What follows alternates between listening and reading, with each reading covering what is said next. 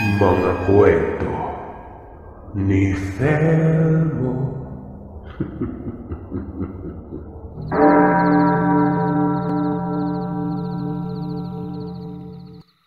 Magandang araw po sa inyo, Sir Seth.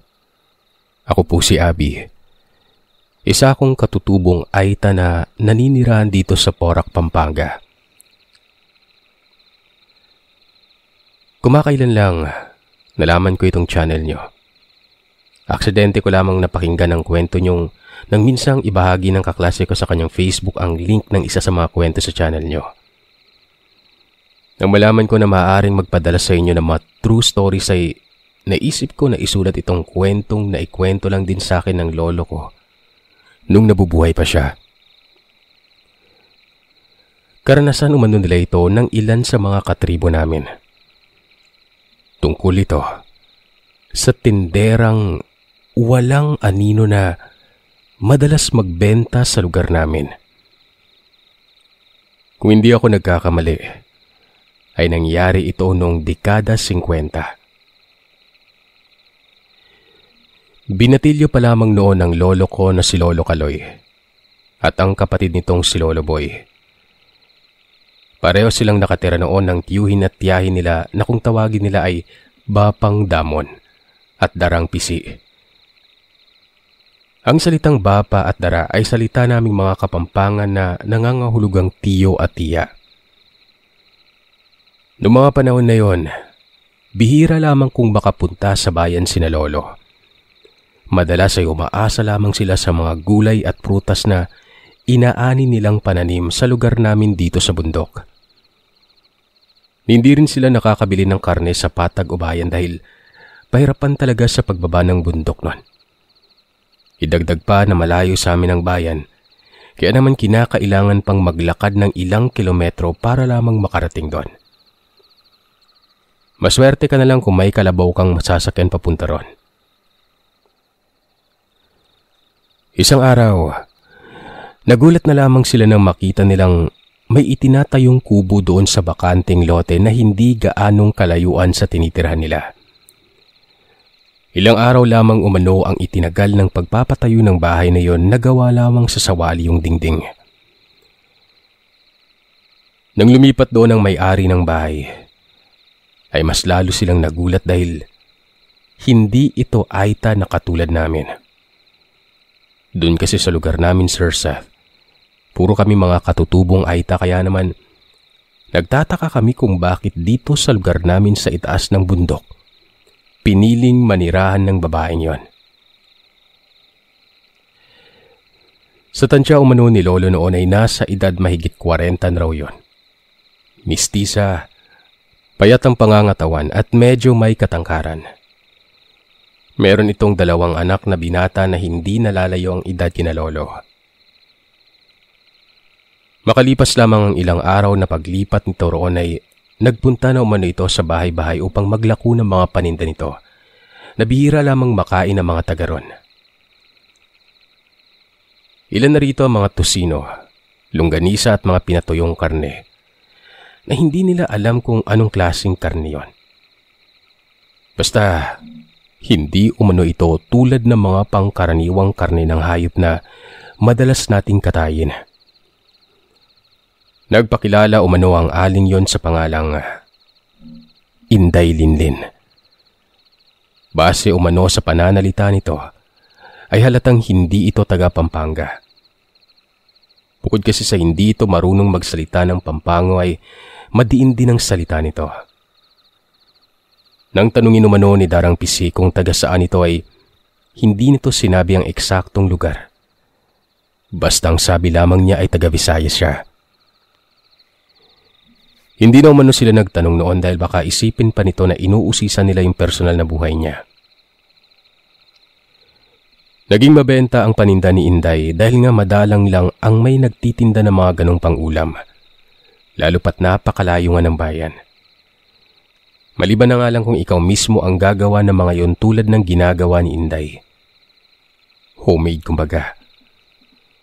Kung minsan nga ay nagtataka na rin sina Lolo dahil hindi nila alam kung saan kinukuha ni Inday Linlin ang mga paninda nito gayong hindi naman nila ito nakikitang bumababa sa bundok.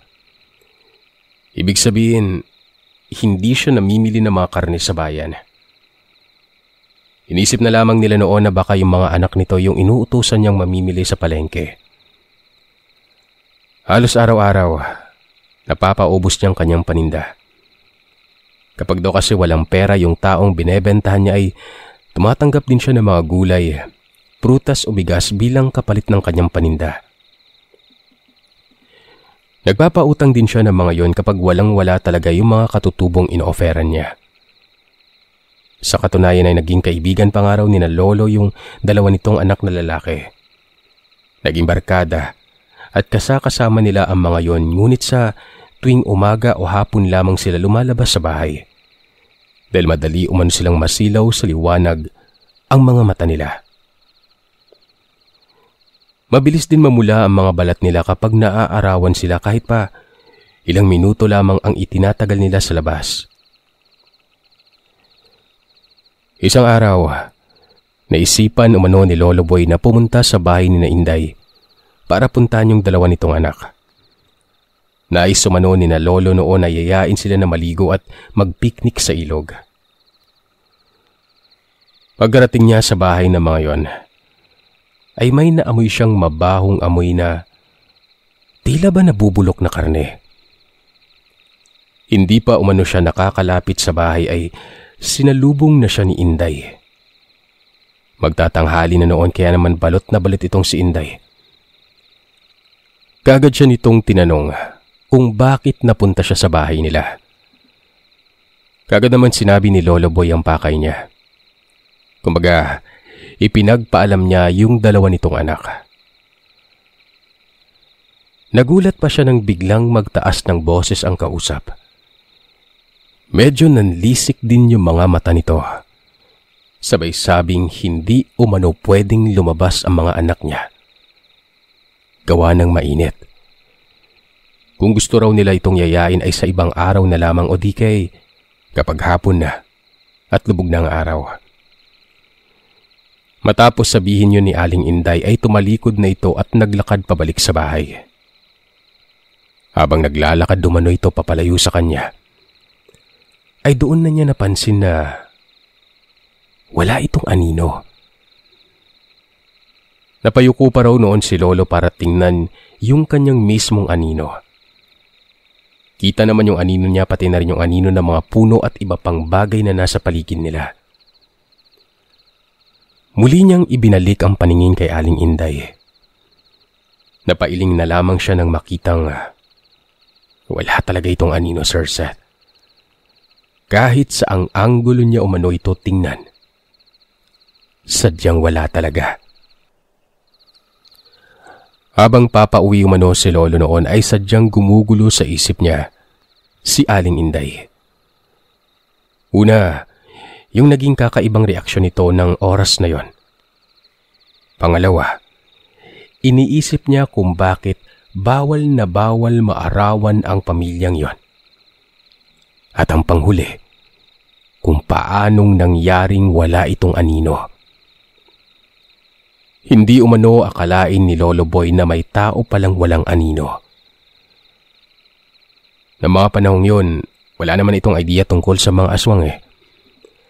Ang tanging alam niya ay mga nakakatakot na nilalang ang mga yon dahil kumakain sila ng mga karne ng tao. Bukod doon, wala na siyang alam. Ni hindi niya alam kung paano matutukoy na aswang ang nasa harapan niya. Sa kanyang paglalakad, lahat ng taong nadadaanan niya ay tinitingnan niya kung may mga anino ang mga ito. Lahat naman ay meron kaya naman pilit na lang niyang kinumbinsi ang sarili na baka namamalikmata lamang siya sa nakita niya. Makalipas ang ilang araw, bigla na lamang dumating sa lugar nila yung kapitan sa kanilang barangay. Nagpatawag ito ng maikling pagtitipon sa lahat ng mga katribo namin at sa lahat ng mga nakatira doon sa bundok. Bihira lang pumunta roon ang kapitan dahil medyo malayo ang bahay nito dahil sa kapatagan nito nakatira, malapit sa bayan. Nagulat sila nang i-anunsyo ng kapitan na may mga nawawalang tao sa kanilang barangay.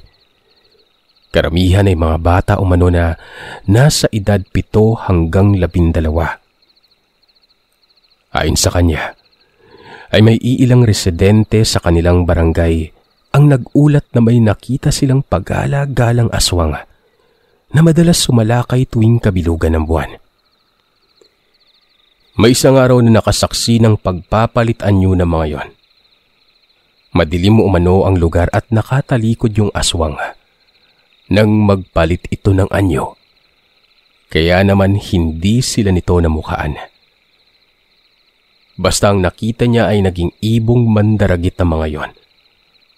Tinubuan umano sila ng pakpak at mahabang kuko. Kaya daw pala nagpunta roon ng kapitan para magbigay ng babala sa kanyang mga nasasakupan. Sinabihan niya ang mga yon na magdoble ingat. Kung maaari ay maghanda ang bawat pamilya ng mga matutulis na buho, tansong patalim, buntot ng pagi at iba pang mga bagay na maaaring pangontra sa mga aswang. Lumingali nga sina Lolo Boy at Lolo Kaloy dahil nagbabaka sakali sila na makita nila roon sina Bon at Ben, ang dalawang anak ni Inday. Pero kung saan man sila tumingin ay hindi nila makita ang pamilya ng mga tinatawag nilang unat. Unat po ang tawag namin mga aita sa mga taong hindi namin katulad. Yung mga taong unat, yung mga tuwid yung buhok at mas mapuputi. Tulad nga ni na Inday Linlin at mga anak nito. Tanging sila lamang ang hindi dumalo sa pagpupulong na yon. Naisip na lamang nila na baka tulog ang mga yon. Kung minsan kasi ay maaga pa lang ay natutulog na mga ito.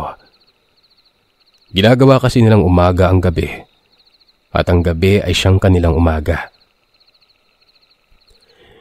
Nalaman nila yon dahil kay Ben.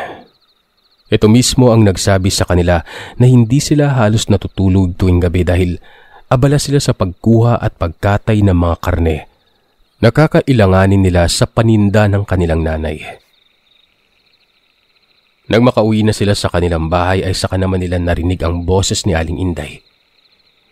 Isinisigaw nito yung pangalan ng mga paninda niya at nag-aalok ito sa bawat bahay. Gaya ng dati, nakadamit ito ng mahaba. Nakatalukbong siya ng tela kung saan tanging mga mata lamang niya ang nakalitaw. Nang makarating ito kina Lolo ay kaagad niyang hinanap si Darang Pisi at Bapang Damon para alukin ng kanyang paninda. Habang nakatalikod ito at nakikiusap sa tiyuhin at yahin nila. Muli siyang pinagmasdan ni Lolo Boy. Doon, malinaw niyang nakita na wala talaga itong anino samantalang yung mga kausap niya naman, meron. Hindi na siya nakatiis. Tinawag na niya si Lolo Kaloy para ipakita na walang anino ang tinderang nasa tapat ng bahay nila. Maging si Lolo Kaloy ay nagulat at nagtaka. Sa tanang buhay niya umano ay doon lamang siya nakakita ng taong walang anino nun. Hindi sila mapakali kaya naman nagkayaan silang pumunta sa bahay nito para kausapin sina Bon at Ben. Nais kasi nilang tingnan kung wala rin ba silang anino katulad ng kanilang nanay Inday. Nang makarating na nga sila roon ay kaagad nilang tinawag ang dalawang kaibigan.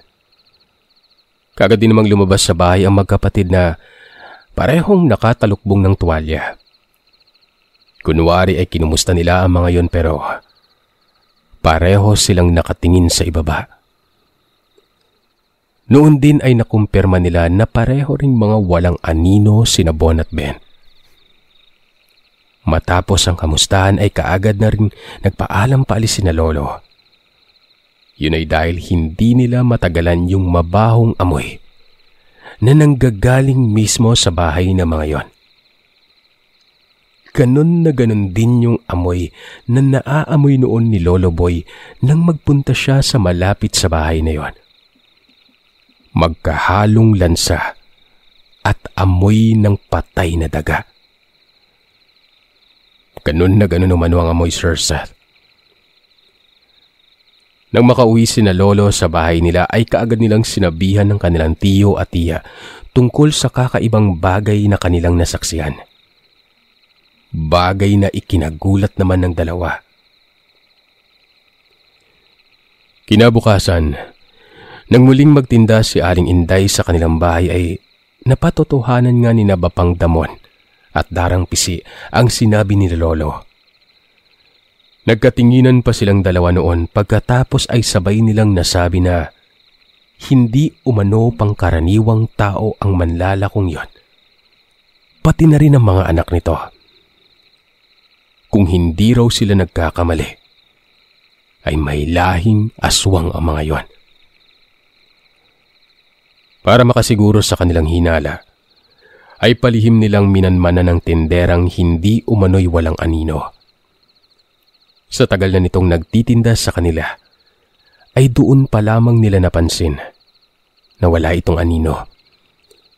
Siguro, dahil wala naman sa isip nila noon na tingnan ang anino nito. Nang sumapit ng takip silim, naghanda na rin sina Lolo at ang tiyuhin nila. Nais nilang alamin kung talaga bang pamilya ni Inday ang mga aswang na nanalasa sa kanilang barangay. Nagsuot sila ng kulay itim na damit para madali silang makapagtago sa dilim. Kanya-kanyang dala rin sila ng mahabang itak na nakasukbit sa kanilang bewang. May nahiram din silang buntot ng pagi sa lolo ni Bapang Damon at ilan pang mga gamit na maaaring pangontra sa mga aswang na ito.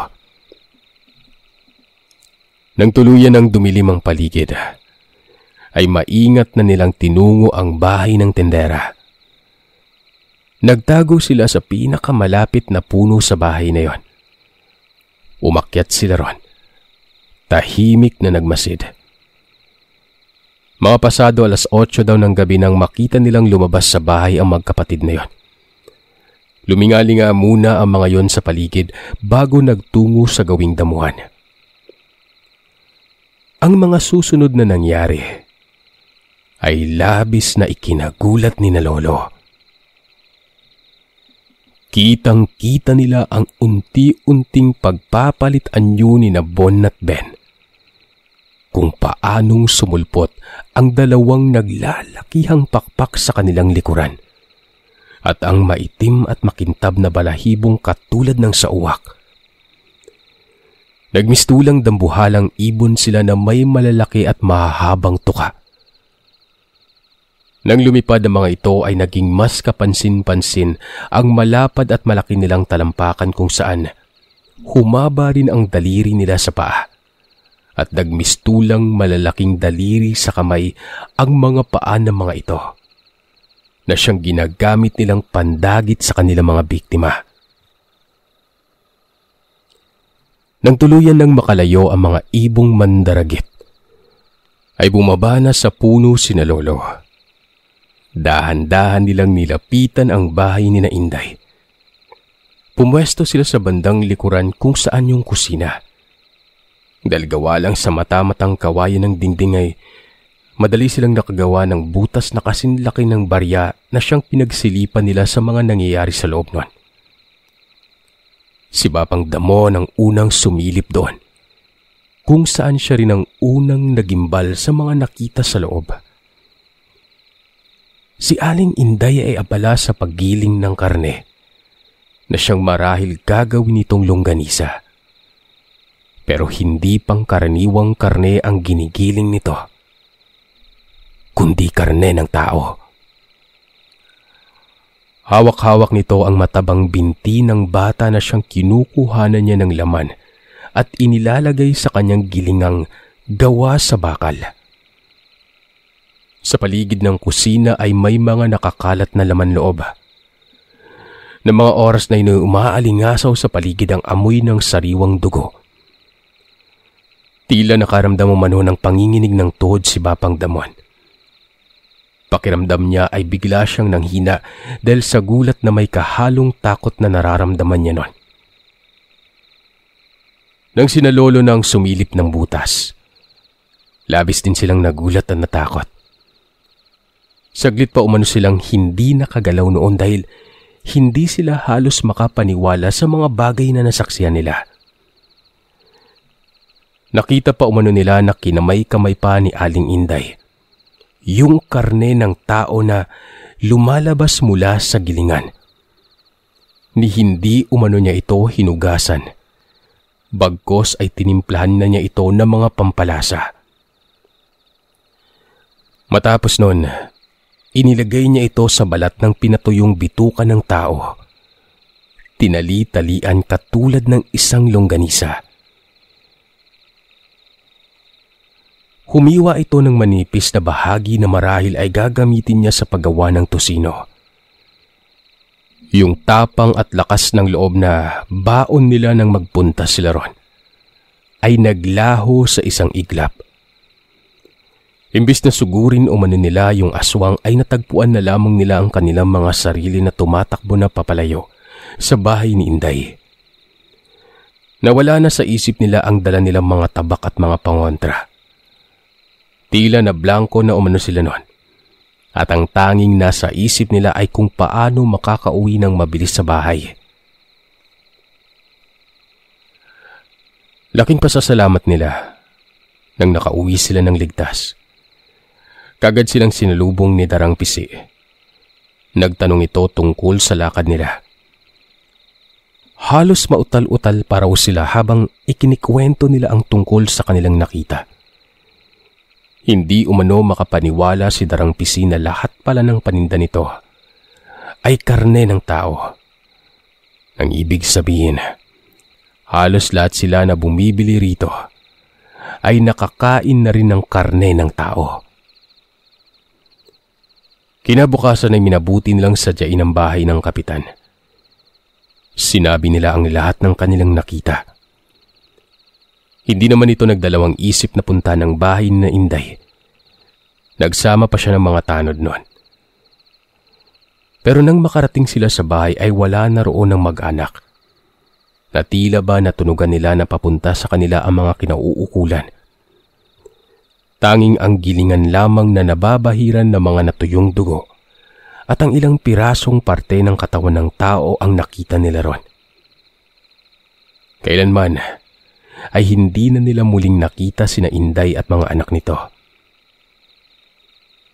Magmula noon, yung mga aita na nakatira sa bundok ay hindi na masyadong namimili ng karne dahil ayaw na nilang maulit pa yung ginawa sa kanila ng tinderang walang anino.